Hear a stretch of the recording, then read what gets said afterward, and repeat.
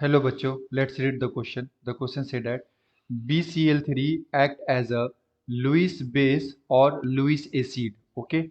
So हमें बताना बच्चों कि जो BCl3 है ये कैसा है, ये लुइस बेस है या फिर कैसा है, लुइस एसिड है. ओके, सो आइए बच्चों बताते हैं. एंड फर्स्ट ऑफ ऑल बात करते हैं की कॉन्सेप्ट की कॉन्सेप्ट. तो बेसिकली ये क्वेश्चन आया बच्चों आयनिक इक्विलिब्रियम से. Ionic equilibrium.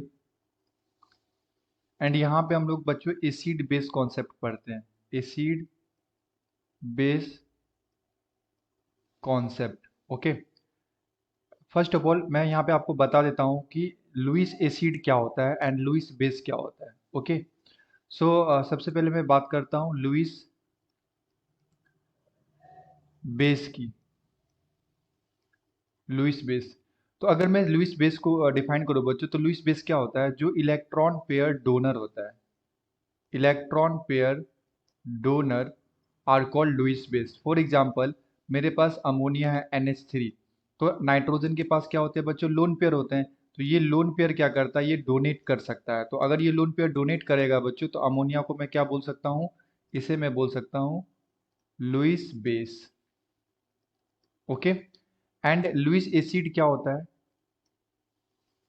Lewis acid.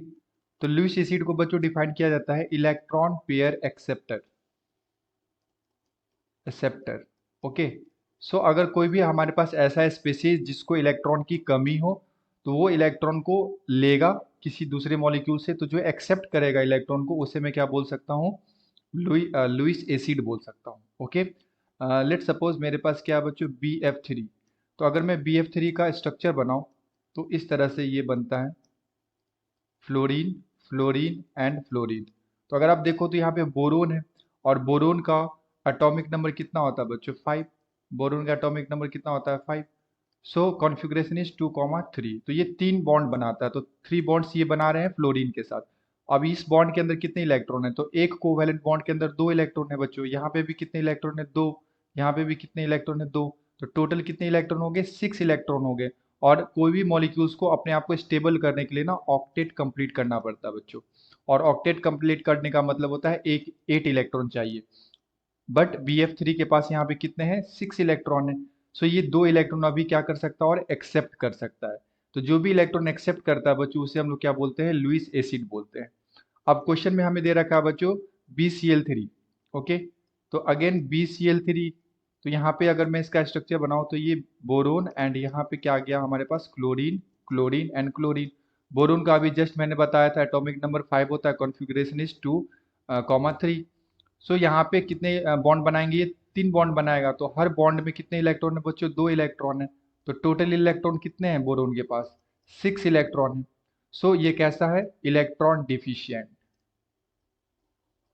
Electron deficient species. और जो भी बच्चों इलेक्ट्रॉन डिफिशियंट स्पेसीज होते हैं, वो इलेक्ट्रॉन को गेन करते हैं अपने आप को स्टेबल करने के लिए, अपना ऑक्टेट को कंप्लीट करने के लिए. सो ये क्या करेगा? इलेक्ट्रॉन पेयर को एक्सेप्ट करेगा. और जो भी इलेक्ट्रॉन पेयर को एक्सेप्ट करता है, उसे हम लोग क्या बोलते हैं बच्चों? लुइस एसिड बोलते हैं. So BCl3 is a Lewis acid. Okay, the correct answer is Lewis acid. Okay बच्चों, I hope you will be understood it well. Best of luck. Thank you.